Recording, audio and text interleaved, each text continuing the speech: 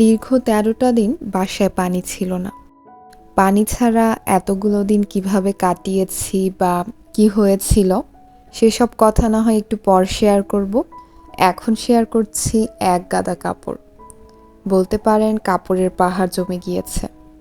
Hello everyone, আসসালামু আলাইকুম। কেমন আছেন সবাই?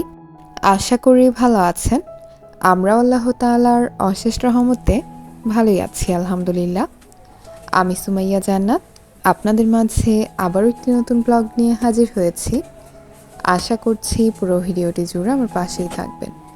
আই হোপ আপনাদের কাছে ভালোই লাগবে।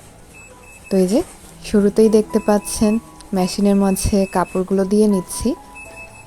আসলে গত কিছুদিন ধরে আমার বাসার পানির যে লাইনটা আছে মানে মোটর, সেটা নষ্ট হয়েছিল। শুধু নষ্ট হলে তো উঠিয়ে ঠিক করে আবার লাগানো যেত।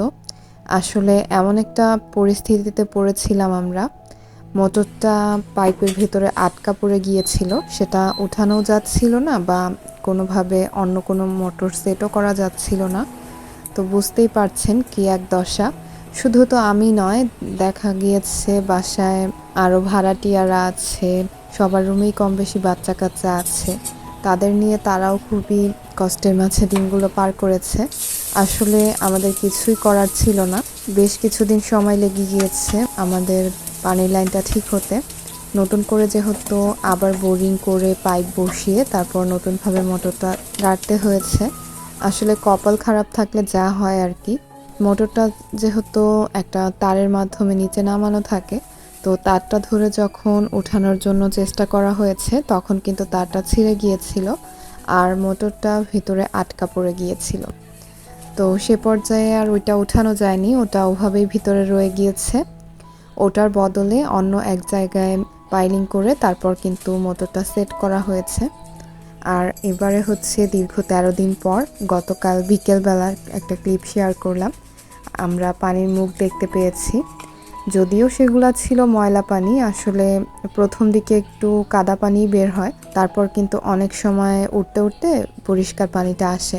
আর আজ হচ্ছে সকাল থেকেই যেহেতু পানিটা আছে, তো বাসায় কিন্তু অনেক অনেক কাজ, এই কয়েকদিনে বেশ অনেক কাজ জমে গিয়েছে। তো আমি হচ্ছে শুরুতে কাপড়গুলো ধুতে দিয়ে এসেছি আর এবারে রান্নাবান্না করে নিচ্ছি। রান্নাবান্না বা খাওয়া দাওয়ার জন্য কিন্তু ওই পানিটা এখনও ইউজ করছি না, পাশের বাসা থেকে আনা পানিটাই ইউজ করছি। আর হ্যাঁ, এতগুলো দিন পানি ছাড়া থেকেছি বলতে আসলে পানি ছাড়া তো কোনোভাবেই দিন কাটানো পসিবল না। সব ক্ষেত্রেই আমাদের পানি প্রয়োজন, রান্না বলেন, খাওয়া বলেন, গোসল বলেন। তো আমরা কি করেছি, পাশের বাসার যে আমাদের নেইবার রয়েছে তাদের কাছ থেকে কিন্তু পানি এনে তারপর দিনগুলো পার করেছি।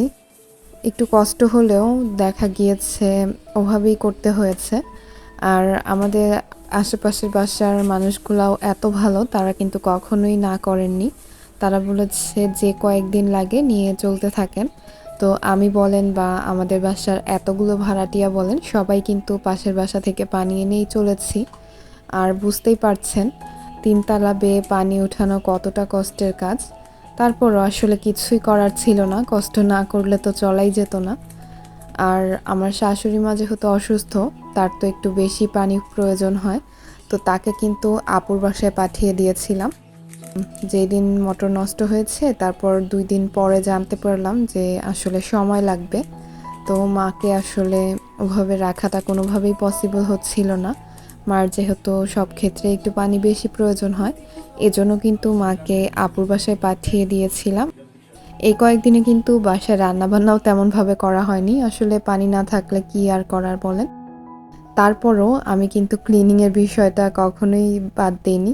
দেখা গিয়েছে ওই যে একটু, একটু পানি এনেছি, তার মাঝে থেকেই কিন্তু একটু করে ঘর মুছে নিয়েছি বা টুকিটাকি যা কাপড় জমছিল, দেখা যায় বাচ্চা মানুষের অনেক, অনেক কাপড় জমে যায়। তো সোহারও বেশ কিছু কাপড় গোসলের সময় ধুয়ে, ধুয়ে দিয়েছি। না হলে দেখা যেত এখন আরও জমে যেত। কথা বলতে বলতে কিন্তু এদিকে আমি একে একে কাজগুলোও করে নিচ্ছি। প্রথমে রান্নাটা বসিয়ে দিয়ে তারপর গতকাল কিছু বাজার এনেছিল, সেগুলা একটু রিফিল করে তারপর জায়গা মতো রেখে দিলাম। আর এদিকে দেখতে পেলাম কাপড়গুলোও ধোয়া হয়ে গিয়েছে, তো ভাবলাম সেগুলো আগে শুকাতে দিয়ে আসি। যেহেতু অনেকগুলা কাপড় বেশ কয়েকবারে ধুয়ে নিতে হবে, তো এগুলা নিয়েই এখন ছাদে যাচ্ছি। আর সোহার বাবা গিয়েছে বাজারে, যেহেতু এতগুলো দিন বাসায় পানি ছিল না, তো সেরকমভাবে কিন্তু বাজার সদাইও করা হয়নি। ফ্রিজটা কিন্তু একদমই ফাঁকা, কোনো ধরনের মাছ নেই। আর এজন্যই কিন্তু একটু তাড়াহুড়া করেই কাজগুলো করে নিচ্ছি। সে ফেরার আগে যতটা কাজ গুছিয়ে রাখা যায়, না হলে দেখা যাবে মাছ নিয়ে ফিরলে ওই দিকটায় ব্যস্ত হয়ে পড়ব। তখন কিন্তু সেরকমভাবে ঘরের কাজকর্মগুলোও করা হবে না, আর রান্না খাওয়াতেও দেরি হয়ে যাবে। তো কাপড়গুলো দিয়ে ঘরে ফিরে দেখতে পেলাম সেও কিন্তু বাজার নিয়ে চলে এসেছে। আর এদিকে মাছের বাজারটা দেখে তো মাথাটাই ঘুরতে শুরু করেছে। এত মাছ নিয়ে এসেছে, তবে একটাও কিন্তু কাটিয়ে আনেনি। সবগুলা মাছই এখন আমাদের কাটতে হবে। তো যেমন কর্ম তেমন ফল। সে যেহেতু মাছগুলো কাটিয়ে আনেনি, তো এখন সে হচ্ছে তার কর্মফল ভোগ করছে। তাকে বসিয়ে দিয়েছি মাছ দিয়ে আর বটি দিয়ে, কারণ এত বড় মাছ আমার দ্বারা কখনোই কাটা পসিবল হবে না। মাছটা কাটতে গিয়ে কিন্তু সেই হিমশিম খেয়ে যাচ্ছে। দোষটা আসলে তার না, সে কিন্তু অলওয়েজ বাজার থেকে মাছ কাটিয়েই আনে। বাট আজ কিন্তু না কাটিয়ে আনার পেছনেও কিছু কারণ রয়েছে। আমি যেহেতু বাসার কাজকর্ম নিয়ে একটু বেশিই ব্যস্ত ছিলাম, তো সোহাগকে স্কুল থেকে আনার মতো সময় করতে পারিনি। এজন্য তাকে ফোন করে বলেছিলাম সে যেন ফেরার পথে সোহাকে পিক করে নিয়ে আসে। তো তখন হচ্ছে সোহার নাকি ছুটির টাইম হয়ে গিয়েছিল। আর ওদিকে মাছ যেখানে কাটানো হয় সেই জায়গাটায় নাকি অনেক বেশি ভিড় ছিল, লম্বা লাইন। তো মাছ কাটানোর জন্য দেরি করতে গেলে আবার মেয়ের ছুটি হয়ে যাবে। এজন্যই আর কি কোনো দিশা না পেয়ে তারপর মাছগুলো জাস্ট ব্যাগে পুরে নিয়ে চলে এসেছে। আর তারপর হচ্ছে বড় মাছটা সে কেটে দিয়েছে, আর ছোটগুলো আমি কেটে নিয়েছি। এবারে মাছগুলো ধুয়ে টুয়ে ক্লিন করে তারপর বক্স করে নিয়েছি। আর এদিকে হচ্ছে বাস্কেটের মাঝেও কিছু মাছ রেখেছি। আর এবারে মাছগুলো ফ্রিজে উঠিয়ে রাখবো। সেই সাথে আপনাদের কাছে আমার সেই কমন রিকোয়েস্টটাও করে নিচ্ছি। আমার ভিডিওর এ পর্যন্ত যারা আমার সাথে আছেন, তারা কিন্তু চাইলে লাইকটা দিয়ে দিতে পারেন। আপনার একটা লাইক আমার ভিডিওটিকে পৌঁছে দিতে পারবে আপনার মতো আরও অনেকের কাছে। আর আপনি যদি আমার চ্যানেলটিতে আজ নতুন হয়ে থাকেন, তাহলে কিন্তু আপনি চাইলে আমার চ্যানেলটি ঘুরে দেখে আসতে পারেন। তারপর যদি মনে হয় আমি আপনার সাবস্ক্রিপশন লিস্টে থাকার যোগ্য, তাহলে কিন্তু আপনি চাইলে আমার চ্যানেলটি সাবস্ক্রাইব করে আমার পাশে থেকে যেতে পারেন। পাশে থাকা বেল আইকনের অল অপশনটি প্রেস করে রাখলে আমি ভিডিও ছাড়া মাত্রই পৌঁছে যাবে আপনার কাছে। আর আপনি যদি অলরেডি সবগুলো কাজ করে থাকেন, তাহলে আপনাকে জানাই অসংখ্য ধন্যবাদ। কথা বলতে বলতে কিন্তু মাছগুলো আমি ফ্রিজে রেখে দিয়েছি। আর এবারে হচ্ছে ঘরগুলাও মপ করে নিব। আজ যেহেতু মাছের বাজারটা আনা হয়েছে, তো আজ কিন্তু ফ্লোর ক্লিনিংটা মাস্ট।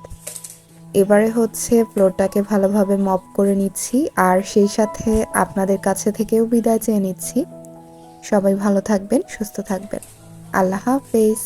আসসালামু আলাইকুম।